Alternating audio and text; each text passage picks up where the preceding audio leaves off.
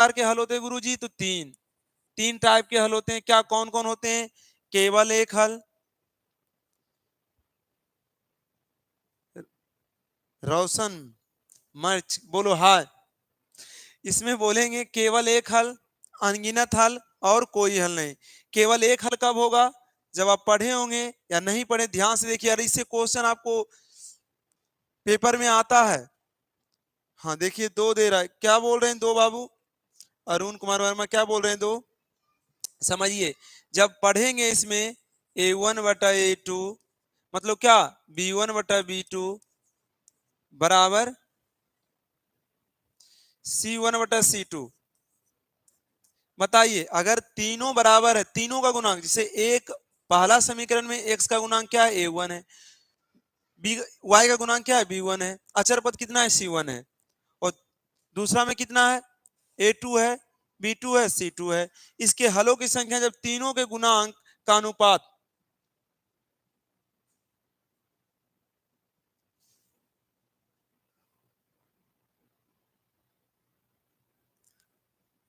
हल्का हिलता है, हिलता तो ना है।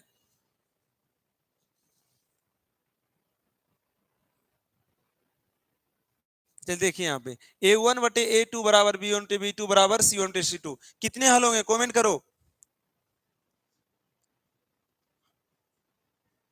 दो चर वाले रैखिक समीकरण, इसके कितने हल होंगे? जब तीनों अनुपात अगर बराबर होता है, इसके कितने हल होते हैं ये बताइए? कितने हल होंगे? तीन हल होंगे। नहीं, तीन हल तो नहीं होंगे। तीन हल तो नहीं होंगे। इनके होंगे कितने हल? अनगिनत हल।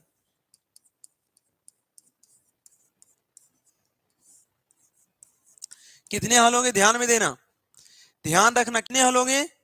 तो इसके अनगिनत हल होंगे। ये समीकरण युग्म में अगर दो समीकरण युग्म दिया रहे, इसके हलों की संख्या पूछे तो कितने हल होंगे? तो अनगिनत हल होंगे। जब अनगिनत हल होंगे तो समीकरण युग्म क्या होंगे? समीकरण युग्म क्या होंगे गुरुजी? तो समीकरण युग्म आश्रित होंगे। क्या होंगे? समझिएगा, समीकरण युग्म क्या होंगे? आश्रित होंगे। क्या होंगे? आश्रित। आश्रित होंगे। ये क्वेश्चन आपसे पूछता है अनगिनत हल के समीकरण युग्म क्या होते हैं? हाँ, अनंत हल होंगे। अबरी सही बोला अरुण कुमार वर्मा। आश्रित होंगे। आश्रित को बोलेंगे क्या होगा गुरुजी? देखिए तीन बात। जब A1/A2 बराबर B1/B2 बराबर C1/C2, तो कितने हल होंगे? अनगिनत हल होंगे। आश्रित होंगे। आश्रित को क्या बोलते हैं? संगत। क्या बोलते हैं गुरुजी? ध्यान दीजिएगा, ये क्वेश्चन पूछा जाता है। इसको क्या बोलेंगे? संगत। क्या बोलेंगे? आश्रित को क्या बोलेंगे? संगत। कोई परेशानी नहीं। यहां पर आश्रित को क्या कहेंगे? संगत। तो बोलेगा जब तीनों का अनुपात देखेंगे, क्वेश्चन में देखेंगे, इसको करके देखेंगे तो आप अच्छे तरीके से समझेंगे। ये देख लीजिए, आपसे ये तीन टाइप का पूछेगा। जब बोलेगा, पहला देख लिए, दूसरा देखिए, सब A1/A2 बराबर B1/B2 बराबर C1/C2। यहां पर देखिएगा कि A1/A2 बराबर नोट B1/B2। क्या देखिएगा? A1/A2 बराबर नोट B1/B2। तो कितने हल होंगे बताइए? जब A1/A2 बराबर अनंत तो हो गया बाबू, इसका बताओ।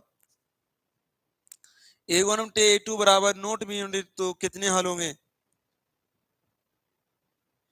कितने हल होंगे इसका बताओ। तो समझिएगा, जब A1/A2 बराबर नोट B1/B2 तो कितने हल होते? तो समीकरण के युग्म के एक और केवल एक हल होते हैं।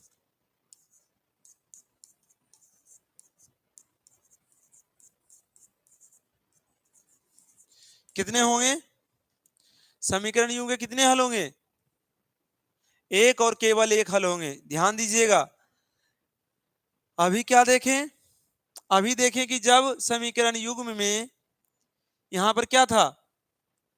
जब तीनों पद, चर पद का क्या, अचर पद का अनुपात अगर बराबर हो गया तो समीकरण युग्म कितने हल होंगे? अनगिनत हल होंगे। अनगिनत हल को हम क्या बोलते हैं गुरुजी? आश्रित बोलते हैं। आश्रित को क्या बोलते हैं? संगत बोलते हैं। जब A1/A2 बराबर note B one B two बराबर सी वन सी टू। इसका कितने हल होंगे समीकरण यूं के केवल एक हल होंगे। जब केवल एक हल को क्या बोलेंगे, केवल एक हल को क्या कहेंगे, सभी लिखिए। हाँ केवल एक, कोई हल नहीं। देखो मनीष बोल रहा है कोई हल नहीं होगा सर जी, यही बारे बाबू, केवल एक हल होगा, केवल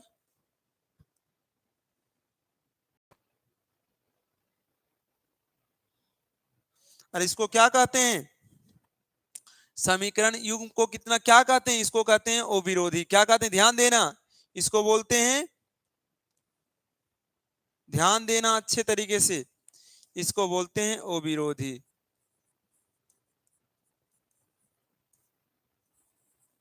अविरोधी।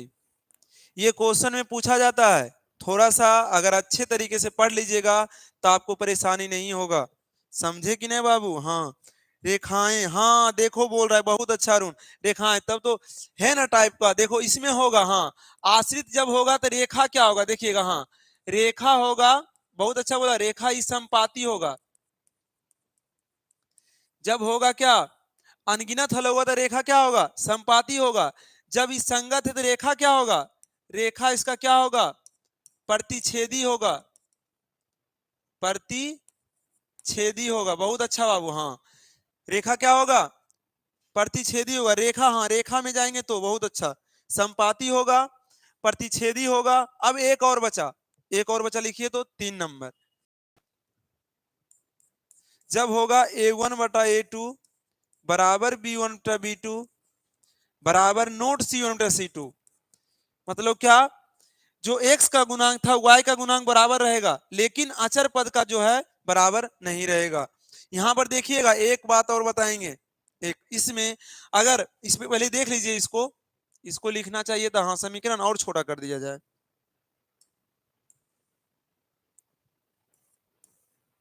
हाँ अब ठीक है। देखिए इसमें क्या देखें कि a1/a2 बराबर b1/b2 बराबर नोट c1/c2, तो क्या होगा, तो इसमें क्या होगा गुरुजी, कोई हल नहीं। क्या होगा, कोई हल नहीं। देख लिए, जब पहला क्या बताएं, जब तीनों बराबर होगा तो अनगिनत हल होगा। क्या होगा गुरुजी,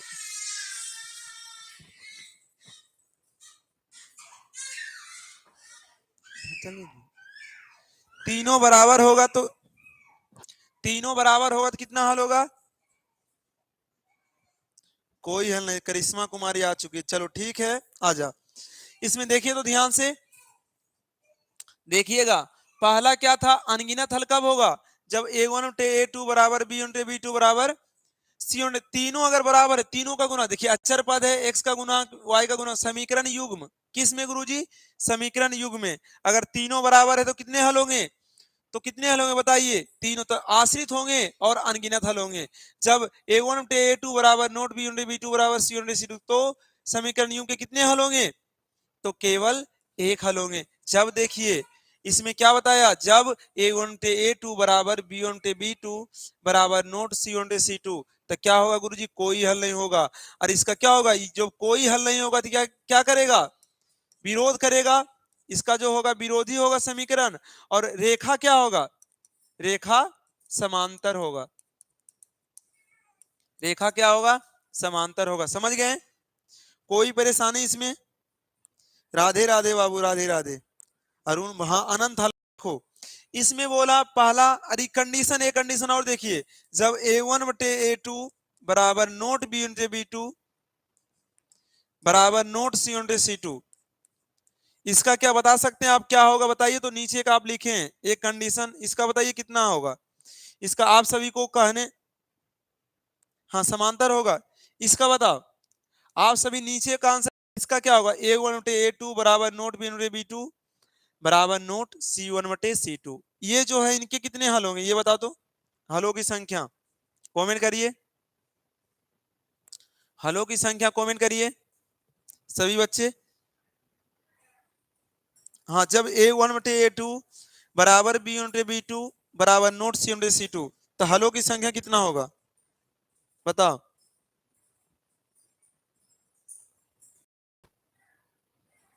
हलों की संख्या कितना होगा? कोई हल नहीं होगा। अरुण कुमार वर्मा, जो कि आप गलत दे दिए। ये जो कोई हल नहीं दिए वो गलत है,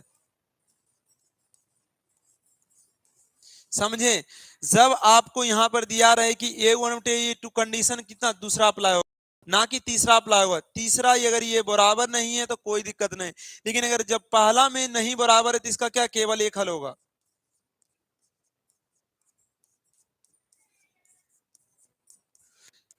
ये कंडीशन ध्यान रखना है। जब A1/A2 बराबर नोट B1/B2 रहे तो केवल एक हल होगा, समझा कि नहीं? इसमें तो आगे नहीं बढ़ना है, पहला देखना। अगर पहला देख लिए कि A1/A2, पहला क्या देखें, A1/A2 बराबर नोट B1/B2, तो यहां देखेंगे यहां बराबर दिया है तो यहां बराबर, लेकिन यहां बराबर है। अगर बराबर कंडीशन में दिया गया है तो कितना होगा, तो समीकरण यू का कितना संगत अनगिनत केवल एक हल होगा। क्या होगा? केवल एक हल होगा, समझ? A1/A2 बराबर नोट B1/B2 केवल एक हल। जब A1/A2 बराबर नोट B1/B2 दिया हो तो इसका केवल एक हल होगा।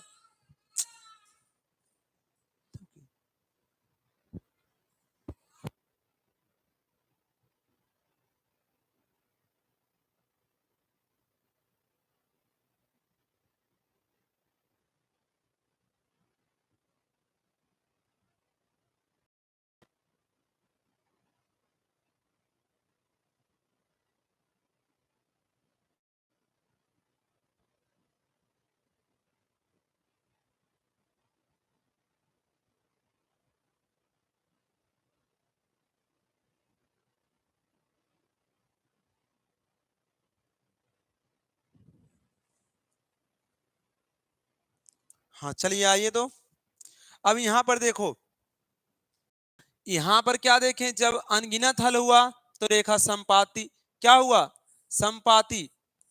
और यहां पर क्या क्या प्रतिच्छेद, और यहां पर रेखा क्या होगा, समांतर होगा। किस में, किस,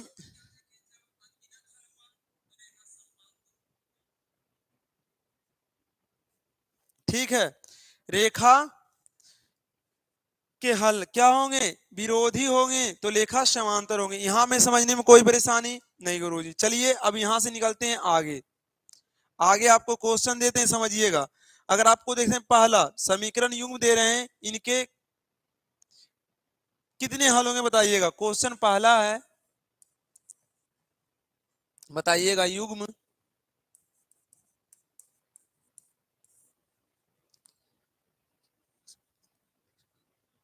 2x - 3y + 1 बराबर 0, 3x + y, 3x + y + 2 बराबर 0। ये समीकरण है, युग्म दिए हैं। हाँ, तो इसके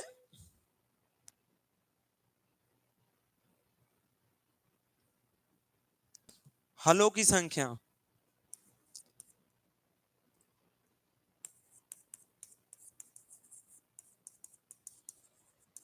चलिए इसको बता सकते हैं। ये समीकरण युग्म दिए हैं, इसके हलों की संख्या आपसे पूछ रहा है।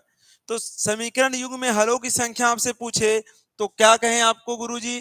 कहें क्या कि पहले निकालिए क्या, A1/A2 बराबर B1/B2 बराबर C1/C2। समझिए पहले। अब ये तो आपका कंडीशन है, कौन बराबर होगा कौन नहीं होगा, इसमें सब में नोट बराबर कर देंगे। ये जब इस तरह में होगा क्या होगा, जब इस तरह में होगा तो कितना हल होगा, अनगिनत हल होगा। लेकिन देखिए अब क्या है, A1 का वैल्यू कितना है, 2 है गुरुजी, 2 दे दिए। फिर A1 का वैल्यू कितना है, A1 का वैल्यू कितना है, 2, तो 2/3 दे दिए। हाँ, 2/3 दिए। फिर माइनस बराबर -3 बटा कितना, 1। देखिए y का गुना कितना, 1 है, बराबर कितना देंगे, 1/2। तो ये कंडीशन क्या है, ये कंडीशन पहला कंडीशन क्या है, जब A1/A2 बराबर नोट B1/B2 तो क्या होता है, ये तो बराबर नहीं है, कोई दिक्कत नहीं। यहां देखना है, जब ये बराबर नहीं है तो क्या बताएं, केवल एक हल। क्या बताएं,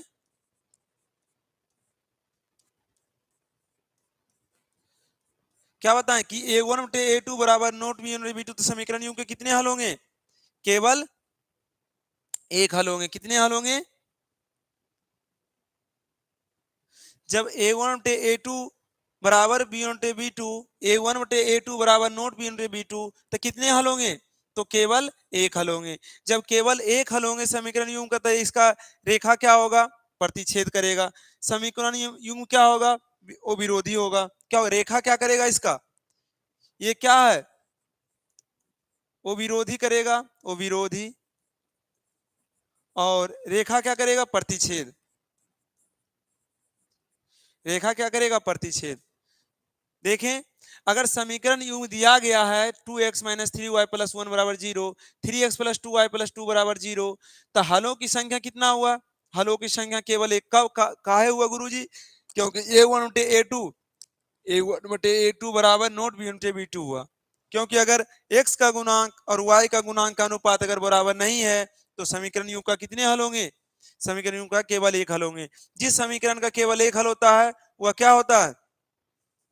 जिस समीकरण का केवल एक हल होता है वह क्या होता है? वह समीकरण युग्म अविरोधी होता है। और अविरोधी समीकरण युग्म का रेखा जो क्या करता है? प्रतिच्छेद करता है। क्या करता है? अविरोधी समीकरण युग्म का रेखा क्या करता है? प्रतिच्छेद करता है। जैसे देखिएगा, अब इसका जो हल निकालिएगा, x का कुछ वैल्यू रखिएगा, जिसे प्रतिच्छेद कैसे करता है देख लीजिए। से इसका मान निकालिएगा। से यहां पर देखिए प्रतिच्छेद कैसे करता है, देखिएगा ध्यान से। यहां पर अगर समीकरण यूं 2x,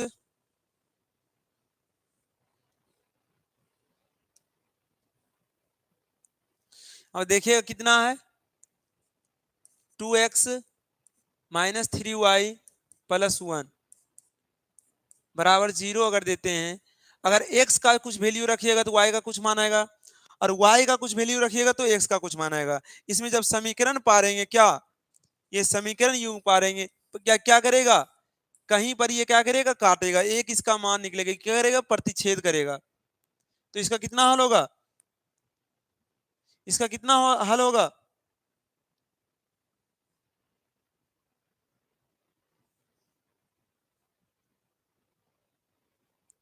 इसका कितना हल होगा? तो केवल एक हल होगा। चलिए आगे चलते हैं। अगला देखिए उदाहरण। केवल एक हल देख लिए। अगला उदाहरण देखिए। समीकरण युग्म दूसरा उदाहरण देखिए।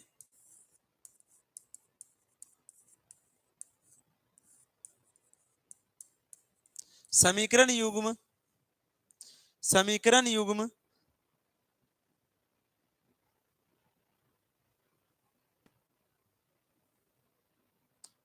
x plus 2y plus 3, x plus 2y plus 3, 3x plus 6y, 3x plus 6y plus 9 equal to 0। अब देखिए इसका, ये जो समीकरण युग्म है इसके कितने हल होंगे? तो इसके हलों की संख्या आपसे पूछेगा a बराबर कितना है? a1 a2 निकालिएगा, तो यहाँ पर देखिएगा a1 बटा a2 बराबर b1 बटा b2 बराबर c1 बटा c2। a1 का गुणांक कितना है? 1। और फिर a2 का गुणांक कितना है? 3। b1 का गुणांक कितना है? 2। b2 का गुणांक कितना है? 6। फिर c1 का गुणांक कितना है? 3। और c2 का गुणांक कितना है? 9। काटिएगा, 2 तिया 6, 3 तिया 9। अब यहाँ पर क्या देखने को मिला?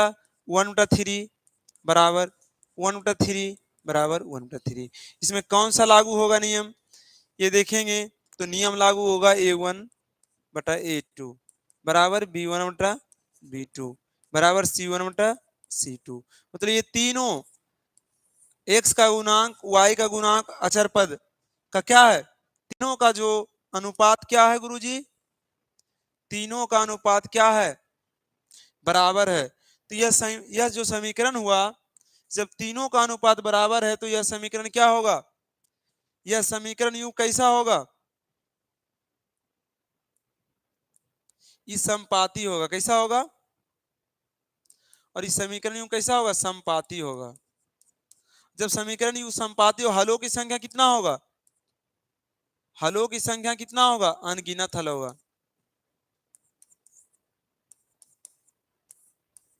अनगिनत हल समझते हैं। समपाती किसको कहता है, समपाती गुरुजी इसको कहता है, किसको, देखिए ये एक रेखा है, ये एक्स एक्सिस वाई एक्सिस, अगर एक का वैल्यू ये है तो इसी पर क्या दूसरा भी जाएगा, तो दोनों का मान क्या बराबर आएगा। मतलब पहला समीकरण में एक्स का मान 2 आया, पहला समीकरण में एक्स का मान 2 आया, तो दूसरा समीकरण में एक्स का मान क्या 2 आया। ये समपाती मतलब क्या हुआ, दोनों का वैल्यू समान आ गया, वो क्या हो गया, समपाती। समपाती किसे कहते हैं, दोनों का वैल्यू क्या हो जाएगा गुरुजी,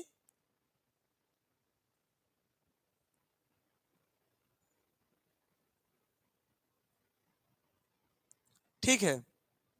यहां तक कोई दिक्कत, यहां तक में कोई दिक्कत नहीं गुरुजी। इसको बोलते हैं क्या, आश्रित। एक को ये समीकरण यूं बोलेगा कैसा है, तो आश्रित। देखिएगा, जिसका केवल एक हल होगा वह समीकरण यूं क्या होगा, वो विरोधी।